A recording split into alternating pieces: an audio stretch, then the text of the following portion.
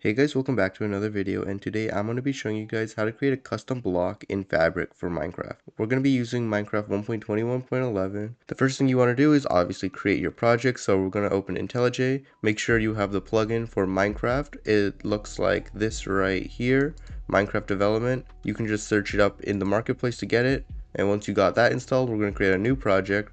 Let's call it custom block. Let's see, we're going to use Fabric and 1.21.11. We don't need a Git repository. And we're going to change the Loom version right here to 14.10 because that's the snapshot and it might not work. We're going to be using Java 21 for this, and let's press create. Press setup SDK and let's press 21. You can just X out of that and let's full screen. So right now it's actually generating all the files we need, but we could start coding right away. If we go here to this file right here, which is under main, so we can actually close the client folder right here. We're not going to need that. We only need this one right here. So this is from your main folder. We're going to go to src main, then go all the way down into customblock.java. This is the file. You don't need the other ones. So the first thing we want to do, guys, is create our mod ID, which we need for any mod. So we're just going to call this custom block mod. Alright guys, so the next thing we need is a block ID. So we're going to create our custom identifier here, and we're going to feed it our mod ID as a parameter, and we're going to give it this ID of my custom block. Next, we're going to need registry keys for our block and our item, and these are going to be used for registering our items into the game. And older versions might not have this, but on our version we actually do require this. Also guys, if you have any weird red lines or anything, make sure you import everything that we need. This is everything that we're going to need.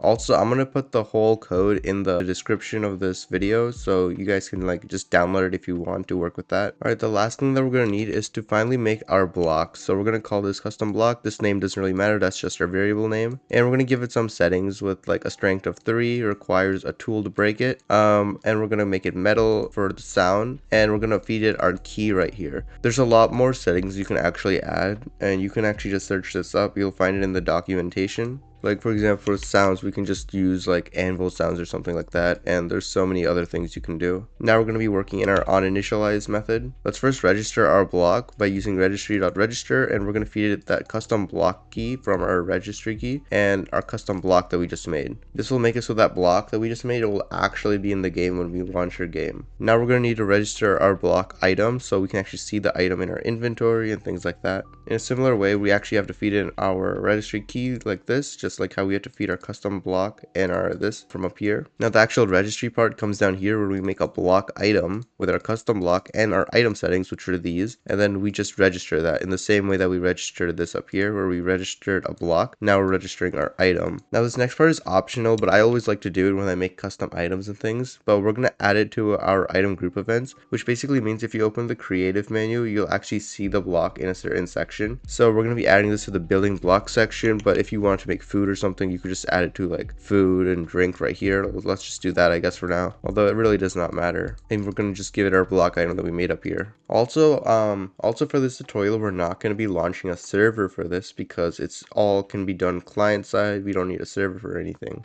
Although it would work with a server because we're writing this in our main code right here, not our client code. Next, I want to copy this custom block mod ID, and then we're going to go to our resource folder, and we're going to create a new folder, new directory like this. So just right click here, new directory, and we're just going to call this assets and then a slash and then custom block mod. It's going to show up as a dot right here because that's just how IntelliJ likes to show their folders, but this is basically a slash right here. It's a folder and another folder. And then we're actually going to go up to our resources, and we're just going to create a new directory, and we're just going to go assets slash custom. Oh, I have this copied. And then we're just going to put in a new thing. We're going to call it block states.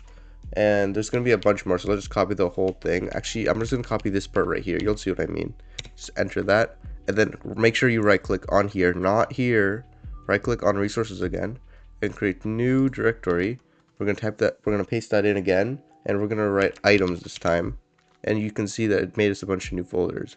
Now we can just right click here on this part instead of this part, and it'll be easier because now we can just type in what we want. So we can do lang for language, so we can see custom text for our items of what they're called in game. We're going to make models, and let's also make textures. Inside of models, we're actually going to need to create a directory called items Inside of models, we're actually going to need to create two directories. One is going to be block. And then let's go up here and let's create a new directory. Let's call it models. So it goes into the models folder. And we're going to call this item. So now you guys can see we got block and item inside the models folder. And for textures, we're just going to create a new folder and just call it block. Now we can close this. Now I'm going to copy this again, our mod ID, because we're going to use that once again. Okay guys, so now in the resources folder, we're going to right click this, new, create a new directory, and we're going to call this data. And now inside of data, we're going to create two more directories. One is going to be our mod block ID slash loot table, and then slash, and then blocks. And now the other one is we're going to go on our resources, new directory, data slash Minecraft slash tags slash blocks slash mineable. So as you guys can see, there are so many folders in this. It's actually kind of annoying, but I'm telling you guys, you actually do need all of these to make a custom block and for the item and everything. Now finally, let's go through them one by one and just add whatever we need to each of these folders. Alright guys, so let's copy this part right here, which is our custom block ID. We're gonna right click block states, create new, right here by the way, new file, and we're gonna call it this .json. And inside we're gonna write something like this, and we're gonna actually have to change some things in here. So inside of here, we're actually gonna need our mod ID. So let's paste that in, and then we're gonna need our custom block ID, and we're gonna do a slash like this, and just like that. Also, I actually made a mistake. We actually need to put a colon right here after our mod ID, and we're gonna need to write block. Once you got something like this, you should be good. Okay, now we're just gonna click on here, copy with Control C and paste it into items. We're actually gonna delete all of this because this is gonna be a different file, of course. And we're gonna just paste in this data right here. It should look like this. And once again, we're gonna have to get this data again, our mod ID, put that in here. And this time we're going to instead of block colon item, and then a slash, and then our block ID. Now instead of ling, we're actually gonna need to create a new file, and we're gonna call that en_us.json. The en stands for English and us for, the United States, and this is just our language. If you want to use a different language because you're in a different country, you can just Google what you need to do, and you can actually put multiple files in here for different languages, so different languages will see different names for your item and block, of course. So we're going to open a bracket like this, and we're just going to do quotations. So we're going to put block dot, and now we're going to need this again like that, copy that, our mod ID, and we're going to take this too, and we're going to do dot custom, my custom block, and then like this, colon, and then we're going to put in what we want it to be called. So let's just call it hello world, so you guys can see that pretty easily. You'll notice it. Now let's copy this file again, our custom block.json. Let's paste one in here. Let's paste one in here. We're going to need so many. It's actually crazy. Of course, delete the code in this one, delete the code in this one. Now let's open the one under models block, the JSON in there. This is the one we're going to edit right now. And inside we're going to put in something like this. And for this part inside here, we can actually go to our block states file right here and copy this string. Go back to models block and my custom block.json and paste this in paste this in like this, and it should be the same.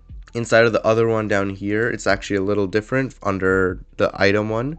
We're just going to open a bracket, and then we're going to do double quotations. We're going to write parent, then colon, and then another double quotations, and type that in again. So guys, I made this custom little image right here, custom block.png, and we're going to just put that into our textures right here. Make sure it's in textures slash block or dot block, you know what I mean at this point, hopefully. And this name is actually incorrect because it should be this.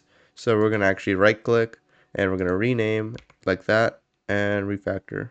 Yeah, so this is what our block is going to look like on all its faces. Next, we're going to copy my custom block.json again, and we're going to put this one in here.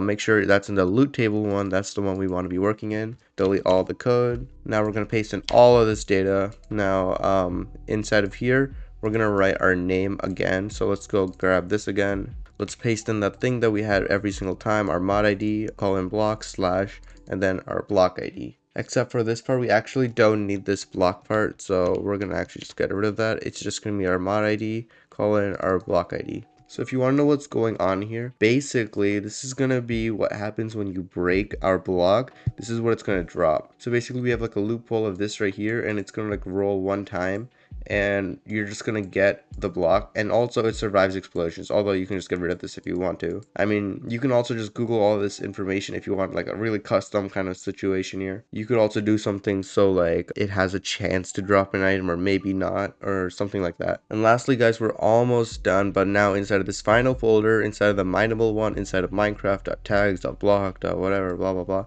we're going to create a new file, and this one's going to be called pickaxe actually .json. Inside of here, we're just going to paste in this, and we're going to actually need this part again, but this is different. We actually can get this from here, our mod ID, colon our custom block ID, go to our pickaxe.json again, paste this in, and we should be good to go now. Let's do one final check. Everything looks okay here. Now at this point, if you click up here, you should see Minecraft client. We're going to click on that, and then we're going to click play. Now since it's launching Minecraft from nothing, this could take a few moments, and hopefully if your computer's fast enough, it'll load up instantly. Alright guys, now that our game has started, we're gonna full screen this. So let's go to single player, just go to creative mode and create a new world. Now once we're in, we can actually just check our inventory because we're in creative, and let's go to food and drinks because that's where we put it in our code.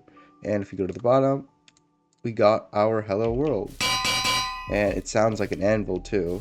You guys can also give yourselves this using command. So if we do /give @s and then we use custom block mod, call in my custom block, we will just get another one. And let's give ourselves a pickaxe right now, and let's go to survival. So if we put down 2 here and we try to break one, you will see that it is kind of hard to break with our fist. And that's because if we go to our code and go to our Java code, we actually gave our custom block a string of 3, which makes it quite hard to use our hand on. And on top of that, we use required tools. So we actually do need a tool to break this, which is why we got a pickaxe. So if we use a pickaxe, we'll actually be able to break it really easily, and we actually get the drop, which is thanks to our loot table.json right here, which will give us one of this item. Alright guys, that's it for today's video, and adios.